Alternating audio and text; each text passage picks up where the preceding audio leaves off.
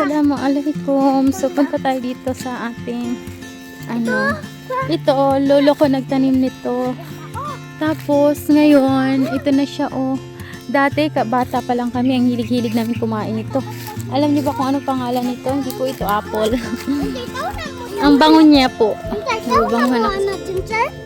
Makain to, bebe. Kakainin natin to. Turuan ko kayo paano kainin to. Ngayon kasi hindi na ako makain mga bata nito. Magpunas ka ng kamay, ha? Ito, makakain to. Dalhin mo yan, anak, yung isa. Ayun na lang. Yun na lang isa. Ito. Ito po sa amin, mabulo po ang tawag nito. Mabulo. Mabulo ang tawag nito. Dito kasi gumagawa pa yung lolo ko dito ng katri dati. Si Lolo Aurelio. Si Lolo Aurelio, sila Pupoy. Yan po ay mabulo, puno ng mabulo.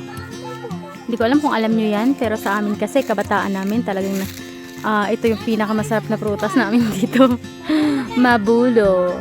Tapos, ang ginagawa namin ito, inaano namin itong balahibo niya kasi makati po ito. So, sa Bermuda lang namin ito ginagano, kinukuskus.